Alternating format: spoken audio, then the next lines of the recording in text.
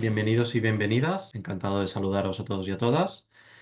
Hoy estamos aquí para llevar a cabo un nuevo webinar, enmarcado en el ciclo de webinars 2025 que organizamos desde la Volunteca. Como sabéis, realizamos una serie de seminarios online gratuitos sobre temáticas de interés para las entidades que versan acerca de temas como la gestión del voluntariado, la perspectiva de género o la transformación digital, perdón. Hoy llevaremos a cabo el webinar Protocolos y otras herramientas para abordar la violencia machista en entidades juveniles. En este seminario explicaremos herramientas que permitan la creación y consolidación de protocolos de actuación en caso de violencias machistas. Quien impartirá el webinar será Cesca Gasull, que ya está conectada, técnica del Centre de Recursos para las Asociacions Juvenils, el CRAJ de Barcelona. Así que, sin más dilación, Cesca, puedes comenzar cuando quieras. Muchas gracias. Vale, pues muchas gracias, Carlos. Bienvenidas a todas. Como os decía el compañero, yo soy Sesca, que trabajo en el Centre de Recursos. Así simplemente para que os hagáis un poco a la idea, os explico que el Centre de Recursos, un poco la finalidad que ha tenido históricamente es dar apoyo y facilidad a la gestión diaria de las asociaciones y colectivos de jóvenes de la ciudad. ¿En qué se traduce eso? Pues básicamente lo que hemos estado haciendo históricamente es entender, escuchar y intentar trasladar las dudas y las necesidades de los jóvenes en recursos específicos que puedan facilitar el éxito de sus proyectos, sus actividades. El centro de recursos está gestionado por una entidad también barcelonina que se llama el Consejo de Juventud de Barcelona. Simplemente lo menciono para que lo podáis conocer si os interesa. Pero más allá de eso, con lo que yo me quería centrar hoy era explicaros brevemente los distintos recursos. Digo esto también porque me interesa mencionaros que es un servicio de Barcelona, a pesar de que en situaciones concretas sí que damos apoyo, como puede ser hoy, ¿no? A nivel de Estado español, y que a pesar de que está todo por política interna en catalán, sí que podréis encontrar distintos recursos que igual os pueden ser de utilidad, pues ya sea, ¿no? Artículos, publicaciones, formación que en algunos casos también es virtual, consultas en cuestiones concretas en temas como puede ser legalidad, economía, fiscalidad, proyectos y actividades, etcétera. Y nada, yo por mi parte, antes de empezar con toda esta explicación de los protocolos y las demás herramientas, invitaros a navegar por la página web e investigar si hay alguna cosa que os encaja. Dicho esto, simplemente para que veáis lo simpáticos que somos, como os decía, somos un centro de recursos para asociaciones juveniles. Cesca, perdona, hay que compartirla. No has compartido la presentación. Ay, disculpad. No pasa nada. Epa, a ver, Como he visto ya que te embalabas ya hacia el siguiente paso, digo, voy a avisarla. a Ah, ver. ahora sí, gracias. ¿Es que Ah, sí? sí, faltaría ponerla en pantalla completa. A ver, debería Presentación. cargarse ya. Ahí está. Muy bien. Vale, súper. Gracias. Pues como os decía, estas somos las compañeras que trabajamos en el centro de recursos. Simplemente muestro eso también para reivindicar un poco, ¿no? De cómo a veces es importante que las jóvenes también trabajemos con jóvenes e empaticemos y coincidamos en esas necesidades, ¿no? En donde nos encontramos cada día. Por lo que respecta a la formación de hoy, como os decía Carlos, hay un primer bloque que a la mitad va a haber una ronda de preguntas, dudas, para resolver un poco cuestiones que yo no haya podido explicar suficientemente bien. Y eso va a ser explicar, contextualizar, porque de seguro que ya lo sabemos, qué es el feminismo, qué es el género y cómo podemos contextualizar la violencia machista. Y después nos iremos a la parte más densa de la formación de hoy, que es los protocolos, los objetivos, la estructura y otros consejos básicos que también por interés de reivindicar cómo lo importante que es el trabajo que ha hecho el movimiento feminista y distintas entidades a lo largo de la historia, que son esos pequeños consejos que a través de probar y equivocarnos hemos ido descubriendo que haría falta, ¿no? Como fijarnos un poco más. Después de eso, pasamos a una breve explicación de algunos recursos útiles y recomendaciones literarias que os puedan interesar. Sí que hemos hecho el ejercicio de buscar recursos en castellano para que todas, para que haya alguna facilitación lingüística al respecto. Y después volveremos a abrir un turno de preguntas, donde aquí sí que ya os invito no tan solo a preguntar, sino también a reflexionar y a exponer un poco vuestras perspectivas y, sin duda alguna, incluso cuestionarme, ¿no? Y poner en duda lo que yo os explique, porque precisamente la creación de estos protocolos y los debates que incluyen son los que nos hacen avanzar. Habiendo dicho esto, a pesar de que, como decía, seguramente ya lo sabéis, ¿qué es el feminismo?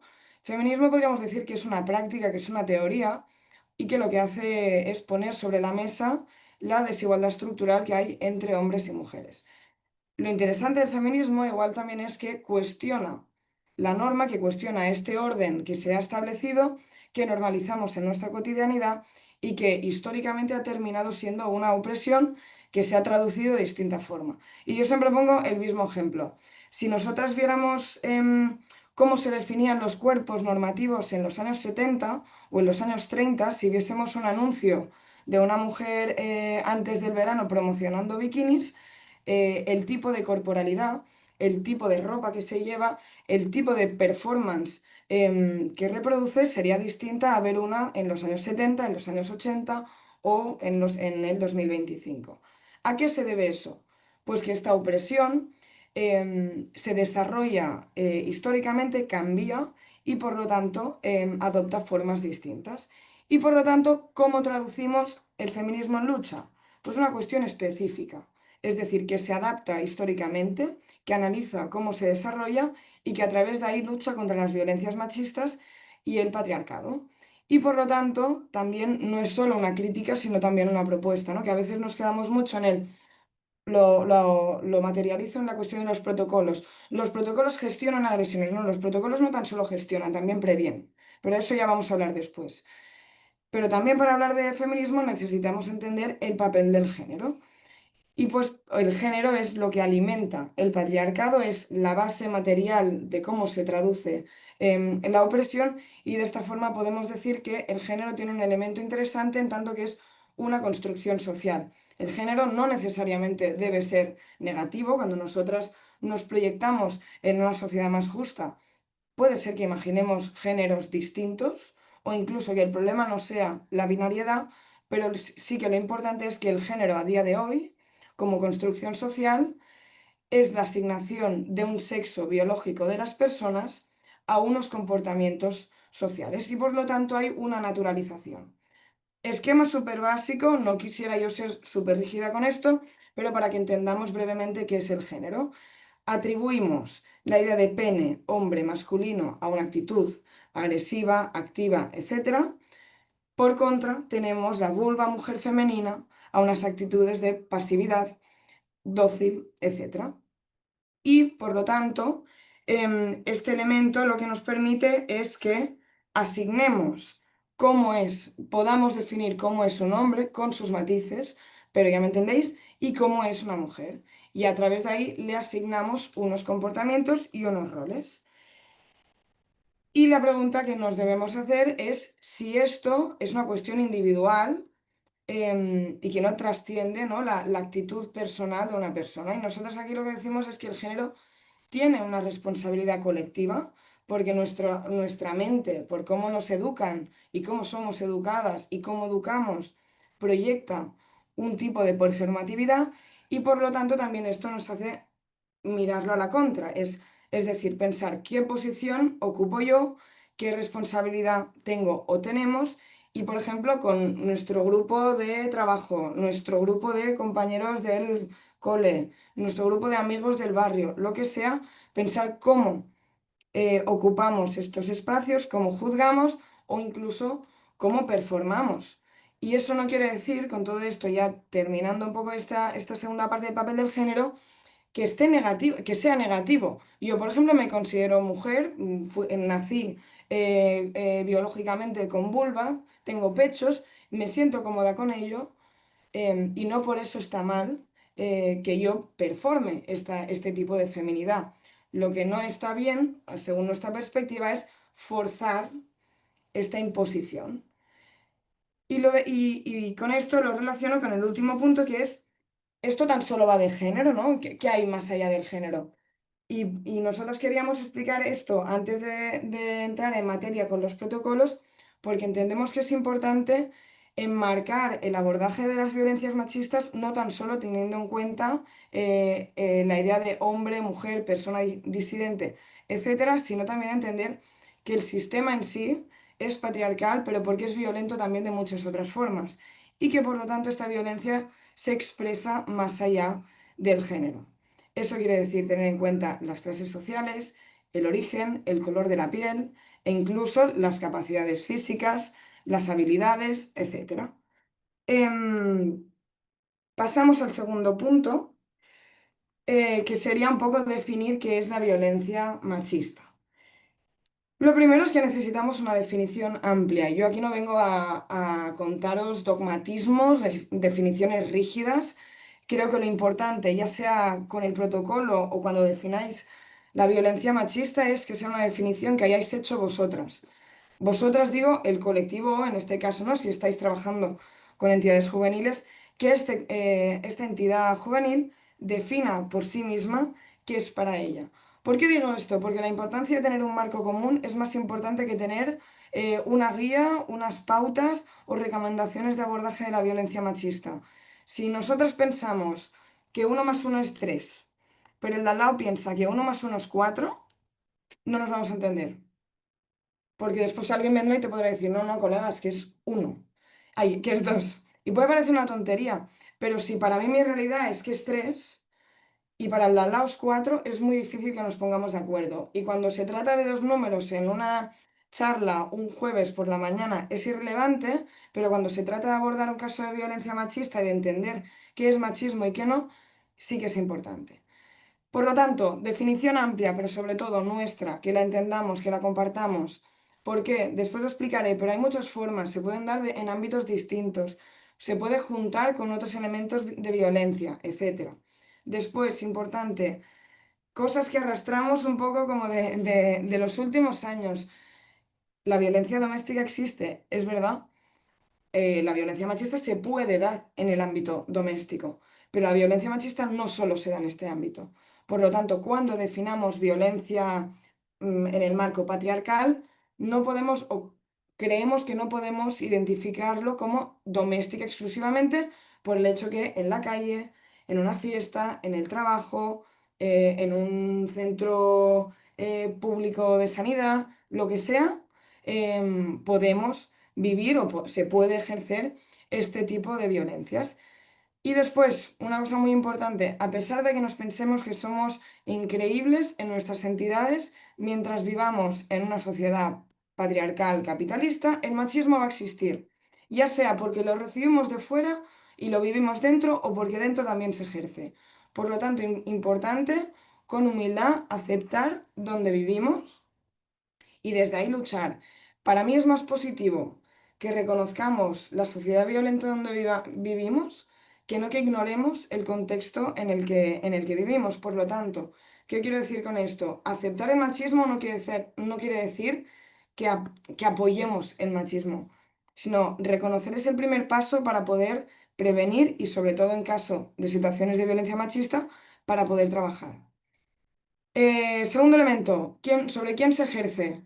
Hombres, mujeres, personas disidentes, todas somos, a mí no me gusta la palabra víctimas, pero todas somos receptoras de la violencia machista o de la violencia patriarcal. ¿Qué quiero decir? Los marcos, antes decía, ¿no? Hay unos roles asignados a hombres y mujeres. La asignación de esta actitud agresiva activa de un hombre también es violencia para el hombre. Que no esté socialmente bien visto que un hombre llore, estoy yendo a básicos, ¿eh?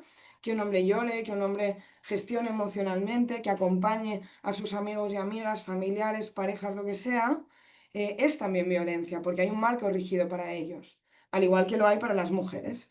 Por lo tanto, se vive, se sufre por parte de toda la población, se ejerce más específicamente por parte de esas personas que se les atribuye el privilegio de acuerdo con el patriarcado. Y yo estoy teniendo en cuenta esto ahora mismo tan solo. Y por lo tanto, aquí que entra la socialización masculina y la socialización femenina. Y eso nos permite, desafortunadamente, sufrir, vivir la violencia de una forma muy distinta.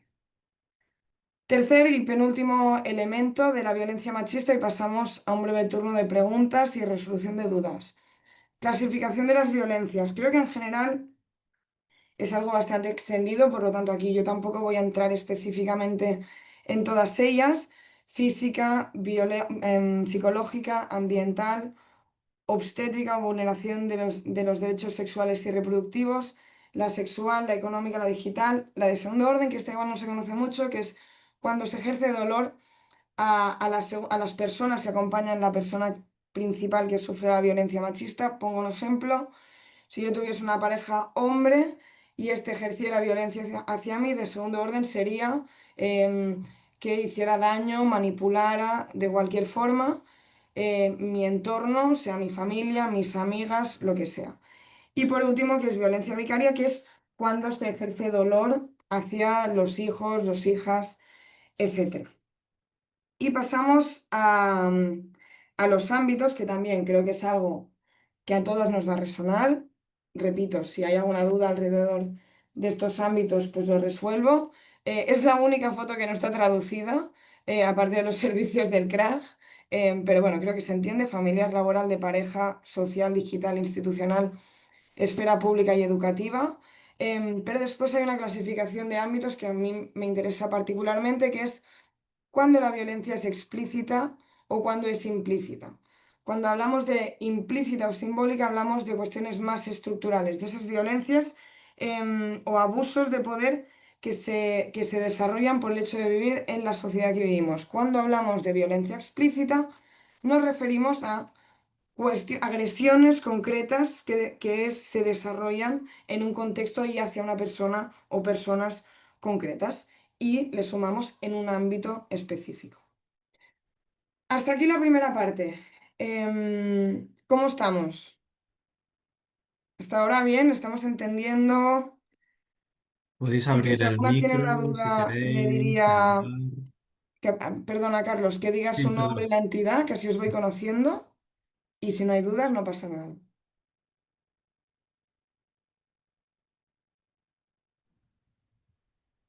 Vale, de momento todo bien. Entonces, Bueno, me alegro. si te parece, Sesca, vuelve a compartir. Vale. Veremos. Nos dice Ainhoa que bien, todo claro. Súper. Vale, pues ya lo tenemos. A ver que preparo esto bien. Ay, disculpad. Vale, pasamos a la parte interesante. Protocolo contra las violencias machistas. ¿Cómo lo definimos? Un protocolo tiene que ser una guía. Una guía no quiere decir que sea algo rígido. Creo que para mí esto es algo importante de ir repitiendo porque sí que hay esta. Creo que durante muchos años ha habido una sensación de que o bueno, una perspectiva, ¿no? Como de el protocolo como salvador. No, el protocolo es una herramienta, como hay otras. Podemos hacer un punto lila, podemos tener un espacio no mixto pues, en el centro de trabajo, en una asamblea, lo que sea. Pero, y por lo tanto, no es lo único. Es verdad que el protocolo recoge y puede incluir estas otras herramientas. ¿Qué más? Define los roles y actuaciones para dar respuesta a un caso de agresión o violencia machista. Y lo importante, un protocolo no habla de todo. Un protocolo es concreto, se adapta a un contexto. Seguramente, si pensásemos, por ejemplo, en los protocolos contra la violencia machista en los centros de trabajo, seguramente o me gustaría pensar que se adaptan al espacio laboral donde nos encontramos. ¿Por qué digo eso? Porque es distinto. Y yo trabajo en un espacio como un centro de jóvenes que hay en un barrio concreto de Barcelona, pero tengo una amiga que trabaja en una tienda vendiendo helados, me lo estoy inventando, ¿eh? Vendiendo helados y por lo tanto tiene una tienda, o sea, es una tienda abierta al público, pequeñita con sus características, pero hay quien trabaja en un despacho con 500 personas en un mismo edificio, etcétera. Y eso quiere decir que cambian las cosas, que cambian los contextos. Y por lo tanto, los protocolos se tienen que adaptar a estos contextos. La primera pregunta que nos debemos hacer para elaborar un protocolo. ¿Por qué lo necesitamos?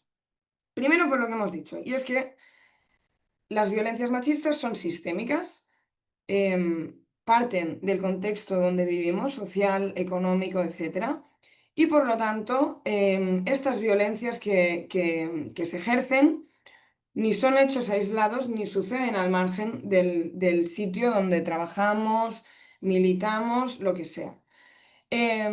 Y esto es importante porque cuando sucede en una entidad, sea juvenil o del tipo que sea, no debemos entenderlo como en este contexto ha pasado esto, pero es anecdótico, o igual no vuelve a pasar si hablamos con el chaval, lo que sea. Y esto nos lleva al segundo elemento, que es pensar que debemos abordarlo, si tenemos esta voluntad de hacer un protocolo, es decir, que no parte de la voluntad individual de una persona, es que debemos abordarlo de forma comunitaria y colectiva, y por lo tanto, ¿no? Como entidad. Esto quiere decir que si mi amigo agrede, yo me hago responsable y me lo curro yo y es mi responsabilidad, no. Pero sí que es mi responsabilidad por mi perspectiva que el machismo es una lucha o el feminismo es una lucha de todas y todos y que por lo tanto todas tenemos nuestro papel y nuestro rol. Y después, como os decía antes, del tema de la definición compartida común de la violencia machista, también para que un protocolo sea efectivo, tiene que partir de un proceso participativo y colectivo. ¿Por qué decimos esto? Primero, porque debemos tener debates concretos que se traduzcan a las características de nuestra entidad. Segundo, porque tenemos que involucrar a todos los miembros. Igual hay debates que queremos tener el grupo de mujeres y disidencias, que es definir cómo se están llevando a cabo hasta ahora las violencias machistas o qué capacidades tenemos como mujeres y disidencias para gestionar violencias machistas. Pero habrá otros debates que nuestros compañeros también tendrán que tener. Igual ellos, en su caso, de forma no mixta, pero también de forma mixta entre todos. Tercero, porque cuando el proceso es colectivo, cuando el proceso es participativo, conocemos mejor los protocolos y los mecanismos internos que existen. Y por lo tanto, trabajarlo colectivamente puede suponer mayor facilidad para conocer qué hacer en caso de violencia machista. Y cuarto, y para mí el más importante, es que cuando un protocolo es participativo, es colectivo, cuando todo este proceso incluye formación, que después hablaremos, todo esto es un mecanismo de prevención. Si nuestros compañeros saben cómo se puede ejercer, se puede reproducir la violencia machista en nuestra entidad, hay un carácter preventivo en esta acción que permite a ellos identificar cómo se puede dar la violencia machista y por lo tanto cómo ellos pueden ejercer. Cuestiones previas, premisas, criterios previos para elaborar un protocolo. Primero, validar la respuesta de la persona que ha sido agredida. No cuestionar, no ser pasivas. ¿Por qué digo esto? Porque a veces el rechazo, si yo he sufrido una violencia machista y siento rechazo, es decir, no me siento validada, puede ser problemático a la hora de después gestionar o atreverme a denunciar e incluso pensando en una perspectiva de reparación, pero también de la posibilidad de que los hombres puedan cambiar, que yo personalmente y nuestra entidad creen eso, para que podamos hacer un proceso de transformación con el hombre agresor, primero necesito que como agredida se me valide la respuesta y la percepción que yo he vivido. Añado aquí una cuestión, y es un ejemplo que también pongo bastante. Seguramente la perspectiva que una amiga tenga o la sensación que una amiga tenga si un día de fiesta le tocan el culo puede ser distinta a la mía. Igual a mí me enfada, y igual a ella le da igual. E igual le da igual porque le han tocado el culo muchas veces o igual le da igual porque es la primera vez y no lo ve tan grave. Y esto es la percepción de la violencia machista. Y esto es válido. Que después el trabajo que se haga necesite unas pautas, unos valores objetivos, no quiere decir que haya una parte de subjetividad que sea importante. Y por lo tanto, validar la respuesta, la percepción de quien sufre la violencia. Lo decía también, no ser pasivas ni cómplices. También facilitar el empoderamiento de las personas agredidas. No dar por hecho que necesitan la ayuda de las compañeras, que no quiere decir que no necesiten el apoyo, pero el apoyo puede ser desde fuera, puede ser sin intervenir y por lo tanto dejar legitimar la respuesta de quien ha sufrido directamente la violencia.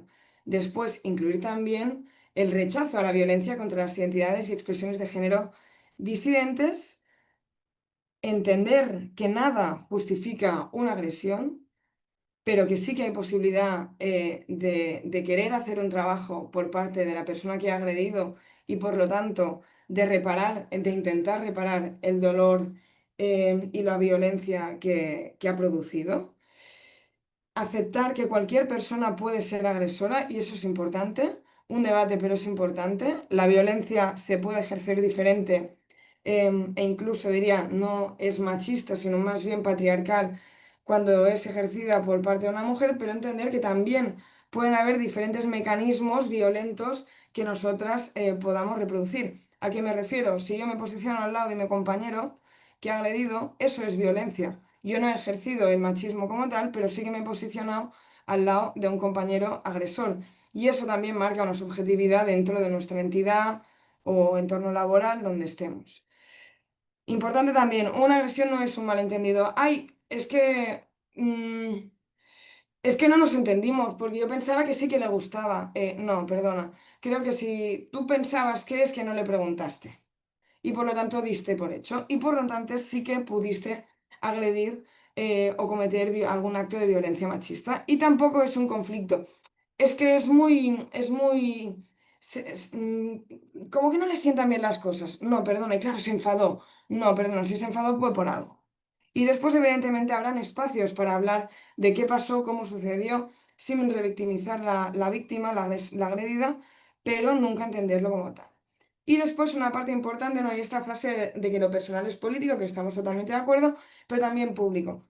Con público no nos referimos al debate de la confidencialidad. Esa es otra movida. Con público nos referimos a que debemos politizar los espacios y que por lo tanto lo que pasa, una entidad juvenil que monta una fiesta en un casal, lo que pasa ahí es importante, es colectivo, es común, es político. ¿Qué quiere decir? Que también si politizamos los espacios, desde esa perspectiva politizamos también las actitudes de la gente. Y eso también puede llegar a prevenir cualquier tipo de violencia machista. Pasamos a qué debemos, a ver, ahora, qué debemos saber antes de empezar este proceso. Primero, que si no tenemos formación suficiente, podemos pedir ayuda. Si yo no sé en qué ámbitos se puede dar la violencia machista, no puedo elaborar una parte importante del protocolo. ¿Quiere decir que soy menos, que soy un desastre, que no sé cuántos? No. Si a mí ahora me pidierais que os hiciera una formación sobre economía social y solidaria, pues tengo bases, nociones básicas, pero yo no puedo dar una formación. Puedo entenderlo, puedo conceptualizarlo, pero no tengo concreción. Y por lo tanto voy a necesitar ayuda. Y eso es descaradamente importante porque desde la buena voluntad intentar hacer algo con lo que no estamos suficientemente formadas, que en ningún caso estoy dando por hecho que sea vuestro caso, ¿eh? Pero hablo en general puede ser puede implicar un error grande. Aquí os ponía una falca, por decirlo así, de uno de los recursos que tenemos en el CRAG y es que acompañamos entidades en la creación de sus protocolos. Y eso acompañamos en otras cuestiones, pero mencionamos eso porque también puede haber esta parte de acompañamiento, de decir, ostras, no tan solo necesito formación, que también tenemos, sino que igual necesito ahora, que igual necesito un acompañamiento, hablar, que me expongan dudas, que me digan, hostia, ¿y tú? cuando hiciste el protocolo de tu entidad, con qué te equivocaste, etcétera. Como os decía, os invito a entrar en nuestra página web, que ya igualmente después os pasaré los enlaces, porque sí que también tenemos, en caso de que os faltase información, artículos y publicaciones referentes a este tema. Pero lo que me interesa es, porque esto sí que os puede ser una herramienta útil, y es que una de las cosas que también debemos hacer antes de empezar un protocolo es, que yo creo que ya lo he ido diciendo, analizar, conocer cómo se produce, cómo se reproduce, cómo se ejerce el machismo en nuestra entidad. No os he puesto el link directo, si queréis yo lo haré, pero si fueseis a la parte de autodiagnosis de la página web del CRAG, en el que pone perspectiva feminista, sirve, entre otras cosas, para analizar cómo se desarrolla o cómo se podría estar desarrollando el machismo en vuestra entidad. Y permite, invita a hacernos distintas preguntas para ver si hay cosas que deberíamos mejorar y igual recoger en nuestro protocolo. Mínimos del protocolo. Ya cada vez vamos entrando más en materia. Vamos bien de tiempo. Lo primero es que debemos tener claros los objetivos del protocolo. ¿Por qué estamos elaborando este protocolo? Pongo un ejemplo. Trabajo en un espacio juvenil que tiene, o sea, donde jóvenes del barrio participan del espacio, de las actividades, etcétera. Mi protocolo es interno para las compañeras que trabajamos ahí o interno y externo, es decir, también incluye a las usuarias del espacio o tan solo es externo. Estoy poniendo un ejemplo, ¿eh? En función de qué respuesta demos a esta pregunta, el protocolo tendrá unos objetivos y se traducirá de una forma o de otra. Después, ¿hasta dónde llega el alcance? ¿Qué interacciones incluye? ¿Hasta dónde llegamos nosotras? Es decir, ¿qué tipo de violencias estamos dispuestas a intentar trabajar y qué tipo de violencias no?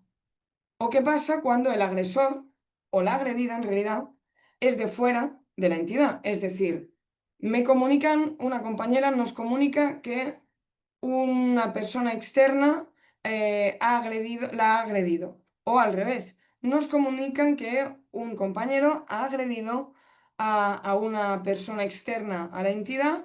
¿Qué debemos hacer con eso? Después, lo vuelvo a repetir, definición de conceptos. Aparte de esto de que sea común, de que sea colectivo, cosas que es importante definir. ¿Qué es violencia? ¿Quién las ejerce? ¿Y en qué espacios se pueden producir? Y por último, ¿qué agentes están implicados? Tanto, como decía, ¿no? De qué pasa cuando es de fuera de la entidad, pero también quién elabora el protocolo, quién lo ejecuta y por lo tanto cómo se trabaja una vez hay una denuncia de violencia machista. Y esto nos lleva a un debate. Veréis que a partir de ahora, en vez de exponer grandes certezas, lo que voy a hacer es daros herramientas, ¿no? Como debates que sí que cada entidad tiene que tener y que nosotras no podemos decir por nadie. Y el primero es la comisión de trabajo, ¿no? ¿Es mixta, es no mixta? ¿Qué formación tiene que tener? ¿Cómo se elige? ¿Hay rotación? ¿Cómo es esta rotación?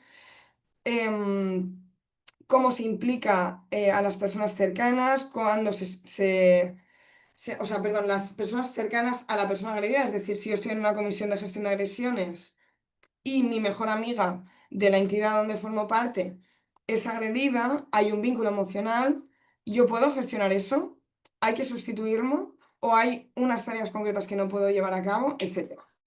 Y después el segundo debate en relación a los mínimos del protocolo es mecanismos de validación. ¿Cómo se valida el protocolo? ¿Hay votación? Es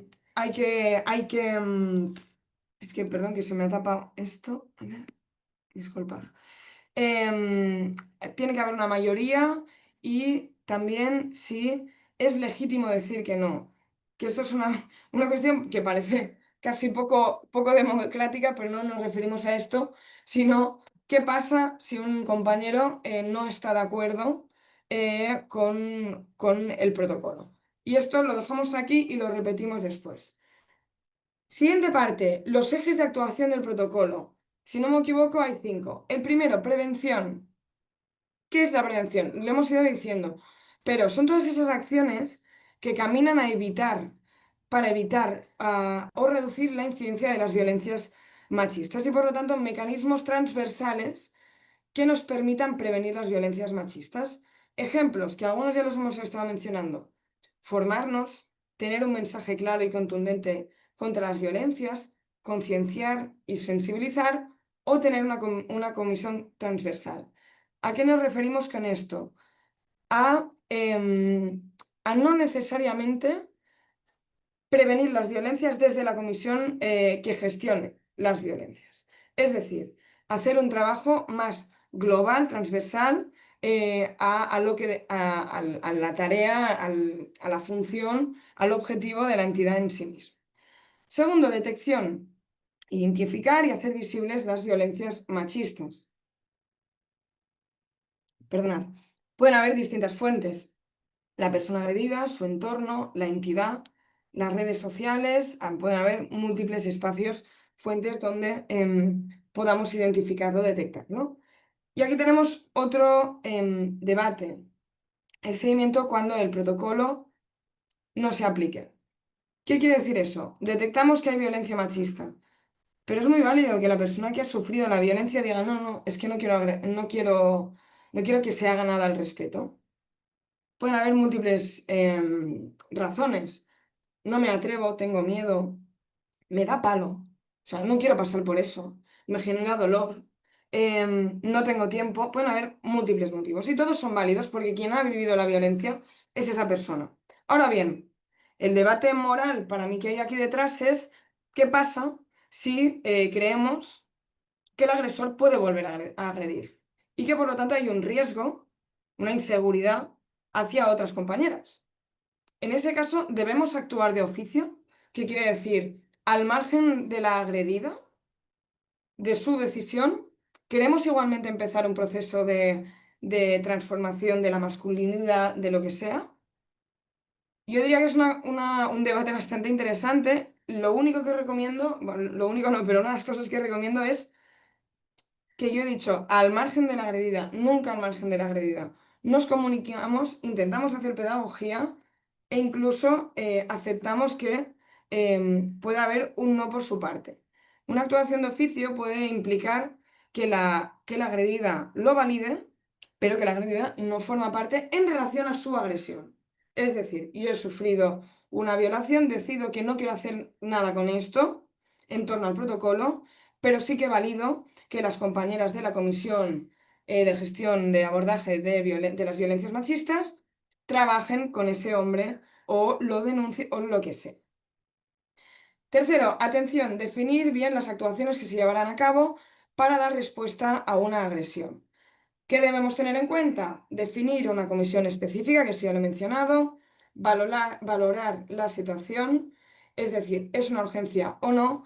En caso que sí, debemos derivar, si debemos, perdón, derivar a un servicio especializado, que esta misma pregunta la podemos hacer cuando no tengamos capacidad suficiente. Es decir, yo estoy en una comisión con unas compañeras y la situación nos supera, pues por ejemplo podemos mirar, pues yo qué sé, si al compañero agresor se le debe proponer hacer terapia en algún tipo de centro especializado o que nosotros tengamos de referencia o, yo qué sé, en el caso de Barcelona, por ejemplo, que tenemos distintos servicios, si los podemos derivar a un servicio público, etcétera. Después, contemplar un circuito de actuación doble. ¿Qué es esto? A actuación doble nos referimos a que la atención no tan solo debe ser hacia el hombre agresor, sino también hacia la persona agredida. Es decir, acompañar, preguntar qué se necesita, etcétera. En el caso de la agredida, en el caso del agresor, explicar qué trabajo podría hacer, preguntar cómo está yendo el proceso, etcétera. Debate que incluimos aquí, la actuación del agresor. ¿Qué actuación se realiza con él? ¿Quién lo hace? Si se le aparta de la entidad, ¿hasta cuándo lo apartamos? ¿Qué seguimiento le damos? Pero también hay una pregunta que nos debemos hacer que es ¿Qué pasa si el agresor decide que no quiere participar de este proceso? ¿Nuestra entidad puede obligar o no? Y eso ahí ya no lo dejo al aire porque creo que dependerá del tipo de entidad, incluso si es un centro laboral, sí que puede haber una penalización de acuerdo, pues ya sea con el convenio o en este caso con el estatuto de trabajadores. Siguiente debate, respuesta a la agresión. ¿Cómo se decide la actuación de respuesta a la agresión machista? Aquí hay un elemento de validar la autodefensa, validar la respuesta, que ya lo hemos dicho antes, pero también después definir qué más hacen. Nos vamos al siguiente, que es la recuperación. Esta está centrada en recuperar a la persona que ha sufrido la violencia y por lo tanto hace referencia a aquellas actuaciones, a aquellos criterios para que ésta se desarrolle en un proceso de recuperación, es decir, que pueda restablecer todos los ámbitos dañados. Que pueda, no que sí o sí se restablezcan. ¿Por qué digo esto? Intentar recuperar no quiere decir que cada proceso, cada acompañamiento en una situación de violencia machista tenga reparación alguna, tenga recuperación absoluta. Hay personas que viven con esa experiencia, que deciden que no pueden dar más y eso también se tiene que validar. ¿Por qué digo esto? Porque si no genera frustración y es una mierda, parece que sea cínico lo que estoy diciendo, pero lo que nos referimos es que la experiencia concreta de cada una con las violencias que hemos sufrido es, es particular, es personal y se debe respetar. ¿Qué debemos, pero, hacer cuando intentamos cuidar, que intentamos recuperar las violencias, la experiencia que ha vivido o que han vivido las personas? Primero, evitar paternalismos. Ay, pobrecita, ¿no? Es que ha tenido mala suerte. Después, prevenir actitudes revictimizadoras. No volvemos a preguntar una y otra vez qué le pasó, o cómo se siente, o que no sé cuántos. Y esto es verdad que evidentemente puede haber algún espacio donde necesitemos saber qué ha pasado para poder hacer un trabajo en torno al protocolo, pero lo que no quiere decir es que igual lo deba explicar 8 veces. Por ejemplo, un claro proceso de revictimización que hay en el aspecto público es que cuando una mujer denuncia, se planta en una comisaría o a través de algún servicio especializado, lo que sea, las veces que esta persona va a tener que explicar la experiencia que ha vivido es en sí mismo un proceso de revictimización bestial. Y por lo tanto, un consejo que damos es que nosotras intentemos no reproducir esa lógica. Después, escuchar las necesidades de la persona agresora y respetar sus decisiones. Siguiente, reparación. Las medidas tomadas por la entidad, las personas internas responsables y otros organismos y agentes externos, en función de cómo sea el protocolo, para restablecer los daños en todos los ámbitos por la situación de violencia vivida, con la misma lógica que la recuperación, que es que puede llegar a no haber recuperación en una situación. Y ya estamos llegando al final.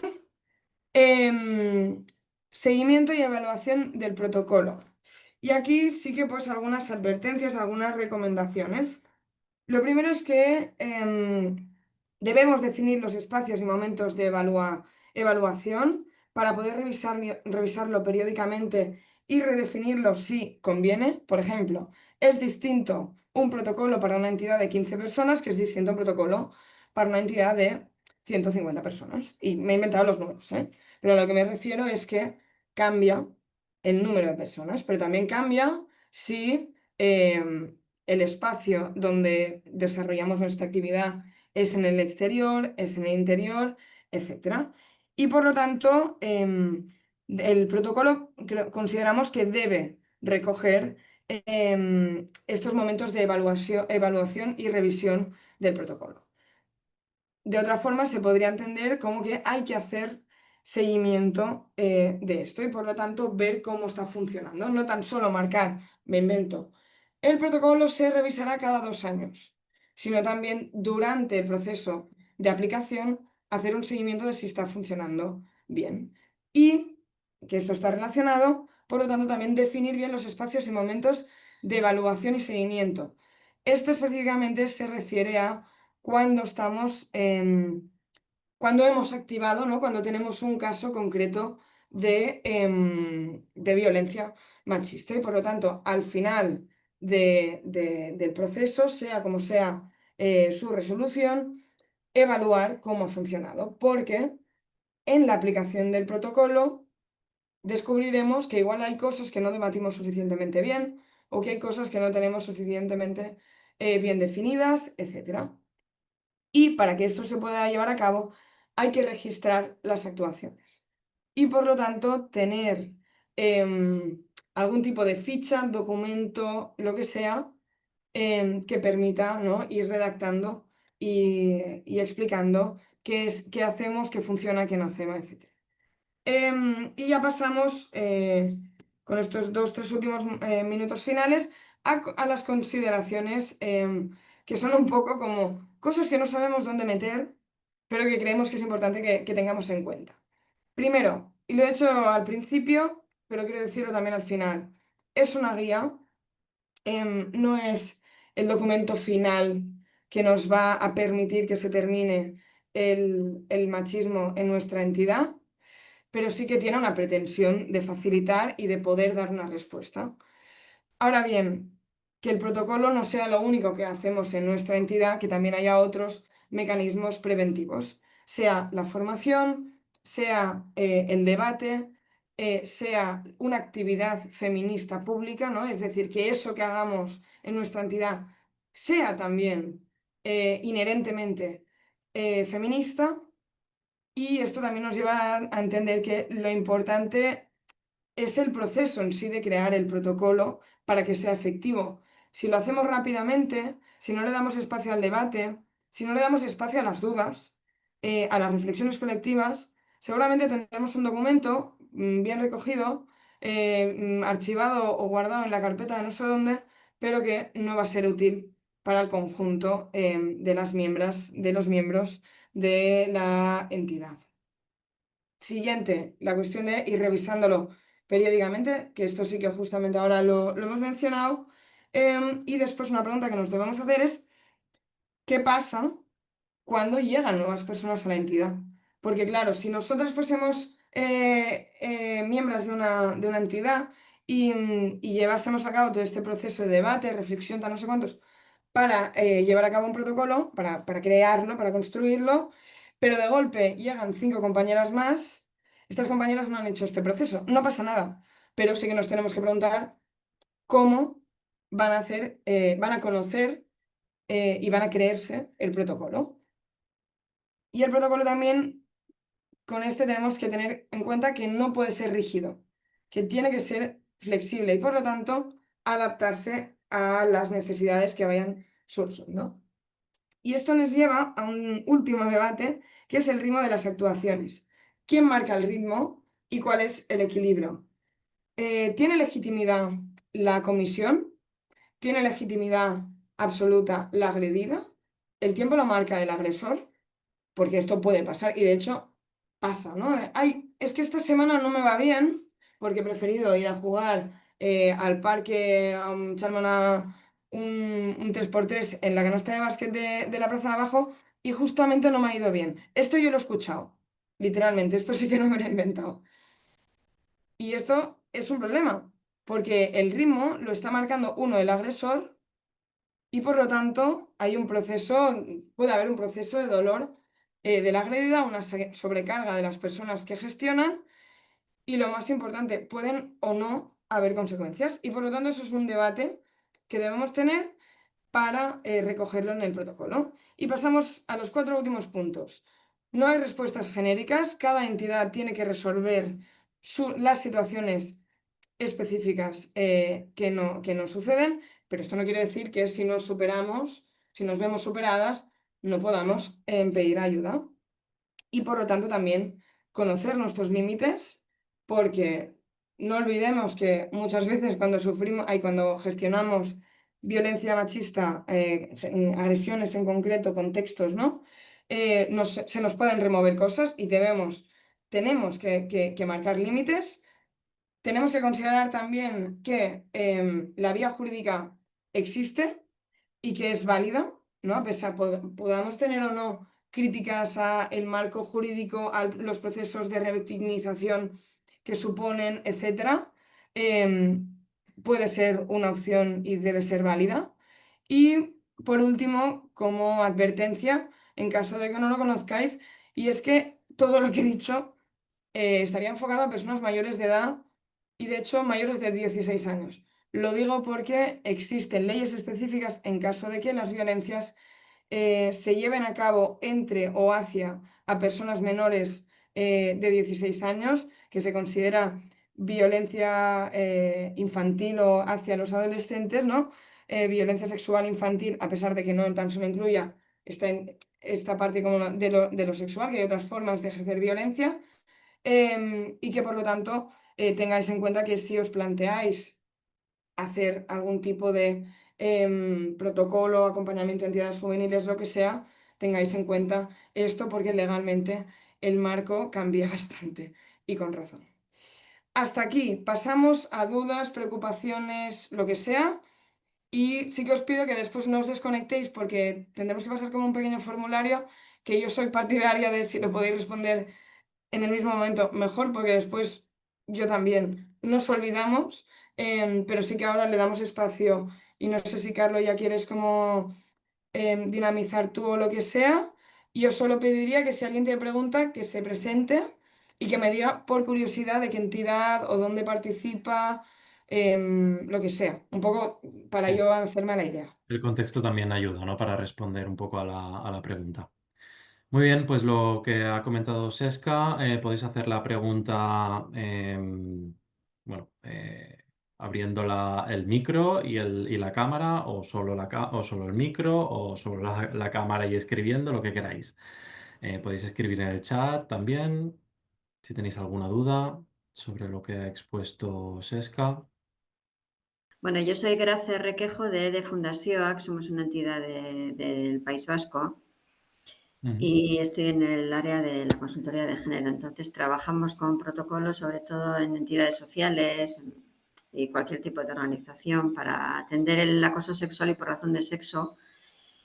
Y luego también hay compañeras mías pues, que trabajan en el ámbito de prevenir también violencias en general y dentro de ellas también la violencia machista con entidades jóvenes, ¿no? Pues tenemos una escuela de tiempo libre y bueno.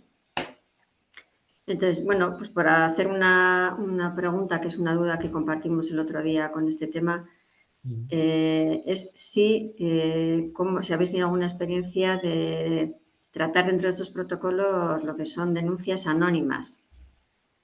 O sea, algún buzón o algo que sea anónimo y luego si es posible, si no es posible, y luego pues cómo se actúa con estas denuncias anónimas. Alguien que no se quiera identificar, vamos. ¿Habéis tenido alguna situación de esas o...? No tenemos mucha respuesta aquí tampoco de eso, pero bueno, nos surgió el otro día y por eso, por compartirla.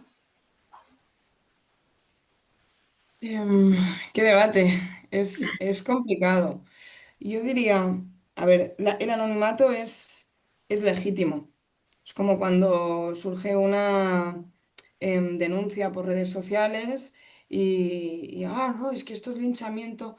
Bueno, creo que tenemos que pensar antes o hacer una pregunta que es, ¿qué necesidad hay? ¿Por qué necesita hacerlo anónimamente o por qué necesita hacerlo a través de redes, ¿no? De no ir directamente? Y, y por lo tanto entender que pueden haber elementos de presión, vergüenza, miedo, etcétera. Creo que esto es como lo que tenemos que tener en cuenta antes de plantearnos cómo lo hacemos. Y yo creo que, claro, a mí se me puede decirte que hay distintas formas de trabajar este anonimato. Un anonimato no tan solo hace falta que sea un correo que gestione la comisión y que, o yo qué sé, o literalmente una bustia física. El anonimato también se tiene que entender desde la perspectiva de generar la confianza a las compañeras para que si tú y yo formamos parte de una comisión, el anonimato se mantenga entre nosotras dos. Y yo creo que, ¿por qué digo esto? Porque antes de intentar solventar qué tipo de bustia o correo o alguna cosa así, es preguntarnos cómo generamos esta confianza. Que igualmente queremos hacer, facilitar algún tipo de herramienta anónima.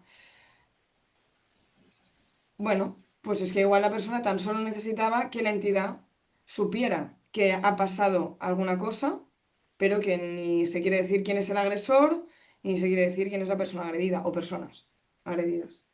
Em, pero claro, yo creo que cuando alguien decide hacerlo anónimamente, em, eso es lo que por ese momento quiere hacer. Si Mm. después Sí, facilitamos que hay el que espacio. respetarlo, ¿no? Hay que respetarlo. Y que si tú y yo sabemos, mira, si tú y yo sabemos que en la reunión del otro día pasó algo, o sea, pues un compañero alzó la voz o repitió constantemente lo que dijo la compañera, cosas de estas. Estoy hablando de micromachismos, que no quiere decir que sean menos importantes, pero actitudes bastante cotidianas, ¿no? Nosotras después podemos hacer un trabajo de prevención o de concienciación en torno a actitudes asamblearias, actitudes de trabajo en equipo, lo que sea, como le queramos llamar. Y cuando hay denuncias anónimas, precisamente es una de las cosas que se puede hacer. Tener en cuenta qué violencia se ha llevado a cabo para pensar mecanismos que faciliten la no repetición. O por Mm, otro lado, que generen, y vuelvo al principio, la confianza suficiente a la persona que ha denunciado de forma anónima de decir, ostras, en mi entidad esto se acompaña, ¿no? Esta violencia se reconoce. Vale, pues ujú. voy a Sí. expresarlo, voy a comunicar porque quiero, porque tengo la confianza suficiente para que sí que haya un proceso. Creo Ujú. que tienen que haber estas dos cosas, ¿no? Como Sí, simultáneamente. muy bien. Pues gracias por la aportación. Lo trasladaré aquí al equipo. Perfecto, pues muchas gracias por tu pregunta. Pues no sé si alguien se anima después de esta primera pregunta o vamos pasando ya al final.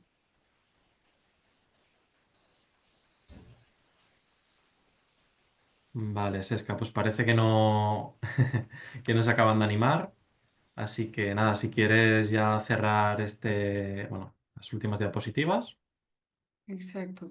Vale. ¿Me confirmáis que lo estoy Sí, proyectando bien? Sí, ¿no? sí, ¿Estoy está compartiendo? Vale. compartiendo, correcto. Simplemente os he hecho dos bloques. El primero son como los recursos básicos que tenemos en relación a la formación que hemos hecho hoy del CRAG. Como os decía, están en catalán porque es por el tipo de servicio que somos, pero de esta temática el vocabulario no tiende a ser muy difícil de comprender o incluso como que tampoco hay muchas diferencias en el uso de los términos. Si en algún momento hay alguna duda, más allá de, yo soy un poco boomer con eso, pero de la inteligencia artificial y las traducciones y todo eso, sí que si tenéis alguna duda nos escribís y os traducimos, os explicamos la parte que necesitéis. Pero después hay la segunda parte de otros recursos que he puesto, que son un poco como tanto recursos y recomendaciones de compañeros que están hablando sobre la masculinidad, el machismo, etcétera, que creo que son bastante interesantes. El Josécho y Lío yo os he puesto un par o tres de textos suyos, de trabajos suyos o entrevistas, pero en internet vais a encontrar mogollón de cosas que creo que pueden ser de utilidad, sobre todo para este proceso previo, ¿no? de analizar cómo se desarrollan las violencias machistas y después de pensar propuestas concretas para evitarlas, ¿no? Como para conseguir que no se lleven a cabo.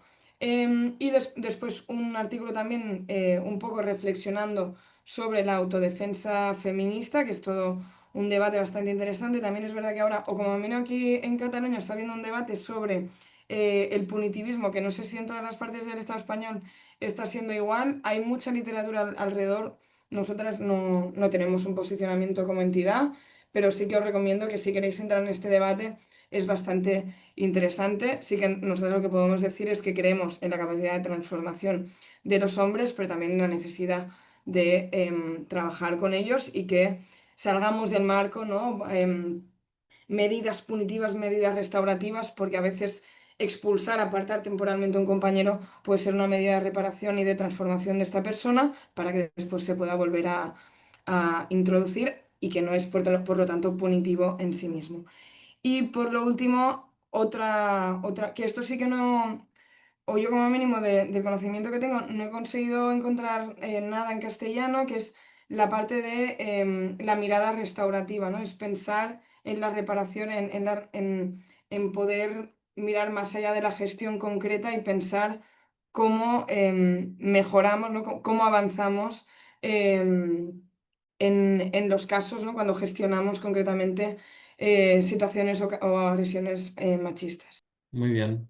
Pues nada, ya para acabar, pues agradecer a Sesca este ratito, también a todas las personas inscritas y que os habéis conectado. Muchas gracias también por vuestra participación.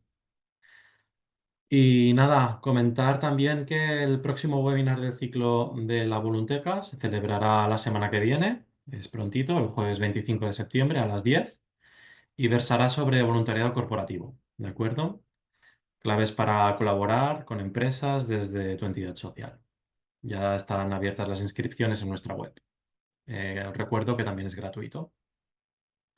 Así que nada más. Sesca, si te quieres también despedir tú misma. Sí, no, por mi parte agradeceros y que si tenéis alguna duda, lo que sea, a pesar de que seamos de Barcelona, siempre nos va bien responder a un correo. Así que contad en la medida de lo posible con nosotras y que ojalá existan recursos como el CRAG en todas las ciudades que creo que aportan mogollón. Por supuesto. Muy bien, pues muchas gracias a todas y vamos cerrando. Muchas gracias.